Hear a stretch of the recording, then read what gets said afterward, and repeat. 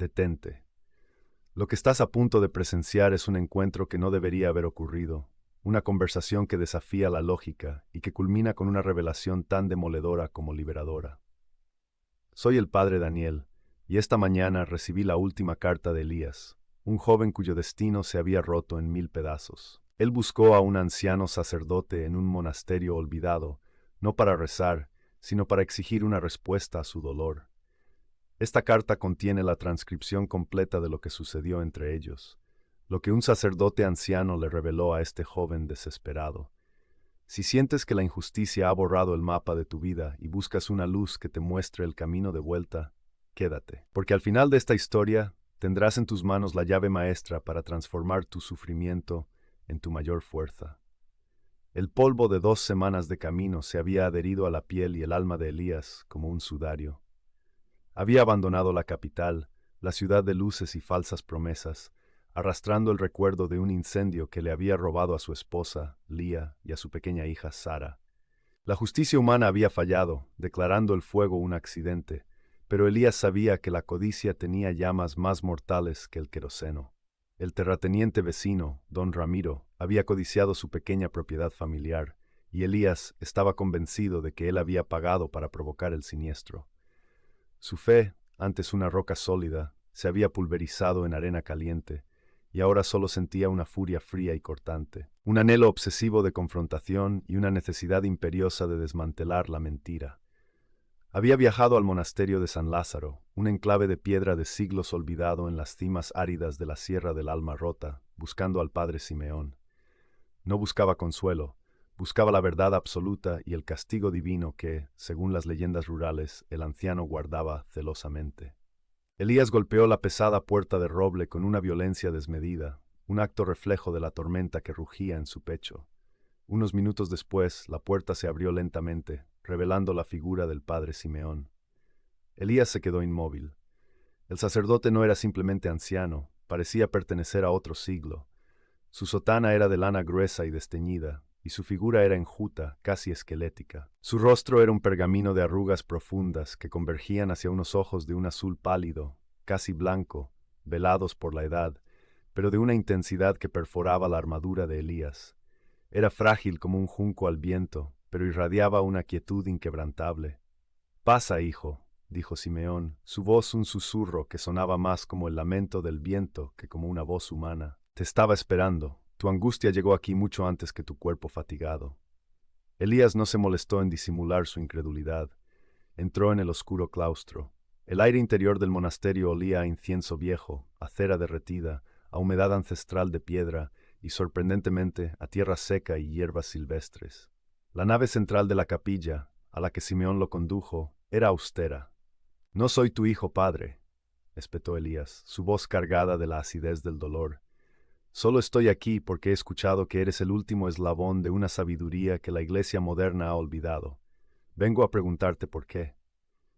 Simeón cerró la pesada puerta con un leve chirrido y se dirigió a un banco de piedra pulida bajo una vid silvestre y marchita. «¿Por qué, Elías? ¿Tú por qué tiene el aroma de las cenizas? Dime, ¿por qué has subido esta montaña para interrogar a un moribundo?» Elías se acercó, la tensión de años de dolor acumulado a punto de estallar. «Porque perdí a Lía y a Sara. Perdí mi casa, mi futuro, mi fe, todo por la maldad de un hombre rico y la indiferencia de tu Dios. La gente dice que tú tienes la clave, que conoces el secreto de la paz incondicional. Lo exijo. Quiero saber la verdad oculta que me permita volver a ser un hombre sin querer quemar el mundo con mi rabia». El sacerdote se sentó, juntando sus manos huesudas. «La paz no es un secreto que se guarda en pergaminos sellados, joven. Es una verdad que se desentierra en el desierto del alma. Si deseas la verdad, te la daré, pero solo después de que cumplas mi única tarea». Elías sintió un resquicio de esperanza. «¿Una tarea? ¿Qué clase de penitencia es esta?» «No, tu penitencia es tu búsqueda», respondió Simeón, señalando el árido patio interior del monasterio, donde solo crecían cactus espinosos y hierbas secas. Detrás de la capilla hay un jardín seco. Hace siglos una de las hermanas fundadoras, Santa Eufemia, lloró aquí. Lloró con tal intensidad, con un dolor tan puro, que sus lágrimas se convirtieron en un manantial de agua pura en esta tierra de sal y piedra. Se le conoce como el pozo de lágrimas. Nadie lo ha visto brotar en más de 100 años. Quiero que encuentres ese pozo, Elías. Tienes una semana exacta. Si lo encuentras, si el agua brota por tus manos, te revelaré el porqué de tu sufrimiento y te entregaré la llave de la paz incondicional. La tarea era ridícula. Elías lo supo de inmediato. Pero la mirada serena de Simeón le impedía marcharse. Elías aceptó, no por fe, sino por la desesperación de un hombre que ha agotado todas las opciones. Los días siguientes fueron un infierno físico y espiritual. Elías consiguió un pico y una pala oxidados. Empezó a cavar en el lugar que Simeón le había señalado. El sol de la sierra era inclemente, y la tierra era tan dura que la pala rebotaba, enviando vibraciones dolorosas a través de sus brazos. Su alma se sumía más profundamente en la amargura. Durante 3 días enteros, solo encontró piedras calientes, raíces muertas y fragmentos de cerámica antigua. Cada golpe de pico era una discusión silenciosa y feroz con Simeón, con su familia y con Dios. Al cuarto día, mientras cavaba cerca del muro, encontró una pequeña caja de madera de cedro, cubierta de moho y arena. La abrió con cuidado. Dentro solo había una pequeña cuenta de rosario de hueso y un trozo de papel reseco. Elías desdobló el papel. El texto, escrito con una caligrafía temblorosa, decía: «La sed no es por agua, sino por memoria. La memoria de quién eres, no de quién perdiste». Decepcionado, arrojó la caja. La rabia regresó con más fuerza. Esa noche confrontó a Simeón en la pequeña capilla. «Esto es una burla, padre. He cavado 4 metros. Mis manos están sangrando. Solo encuentro tierra y acertijos estúpidos. ¿Qué significa?» Simeón no abrió los ojos. «Has encontrado la primera lágrima de Eufemia, Elías. La lágrima de la verdad pequeña. Pero aún no has encontrado la fuente. Ella lloró por una memoria, sí, pero no la tuya, sino la de su propia fortaleza perdida. Necesitas encontrar la lágrima de la verdad grande. Estoy harto de tus enigmas». Elías se acercó. «Dime la verdad.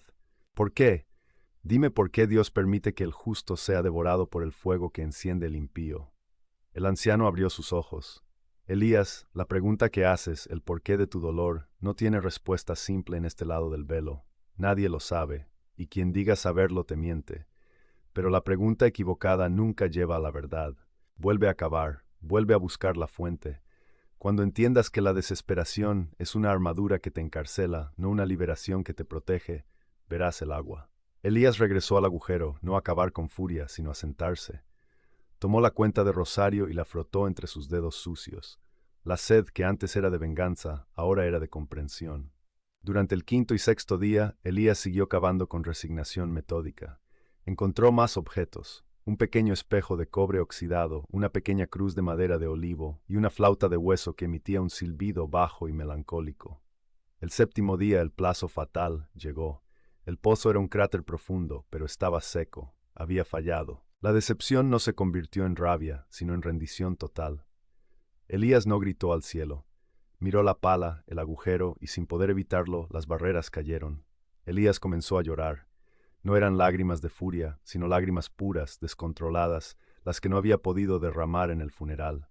Eran lágrimas de pérdida desnuda. Las lágrimas de Elías cayeron sobre la tierra seca.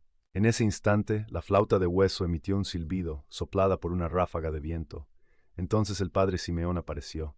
«Elías», dijo el anciano, su voz ahora clara y fuerte, «mira el pozo que has cavado». Elías no entendía. «No hay nada. Fallé. Solo mi fracaso y mi dolor». «Estás equivocado, hijo. Lo has encontrado. Lo has desbloqueado. El pozo de lágrimas. Es tu corazón». Elías se quedó sin aliento. «¿De qué estás hablando?» «Santa Eufemia no derramó lágrimas de agua física, Elías. Ella derramó lágrimas de dolor honesto que se convirtió en sumisión. Y esa sumisión fue su paz. Has pasado una semana buscando agua en la piedra, cuando lo que debías buscar era la humillación de tu propia alma ante el dolor inmerecido. La llave es esta: no quemes el mundo, sino deja que el dolor te queme a ti». Simeón se sentó en el borde del cráter. «Me preguntaste el por qué. Yo sé el por qué, porque la maldad existe.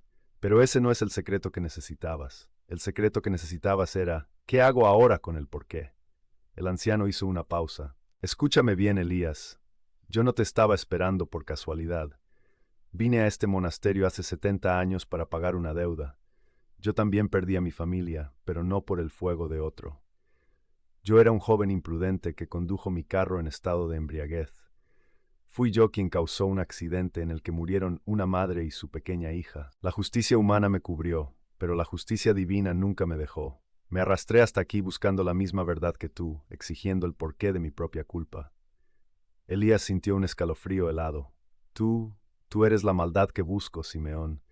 Tú eres el culpable que escapó al fuego, gritó Elías. Simeón asintió lentamente. Soy un culpable arrepentido. He pasado 70 años rezando y ayunando, no para que Dios me perdone, sino para estar listo para el día en que la verdad viniera a confrontarme. Y esa verdad ha sido tú, Elías.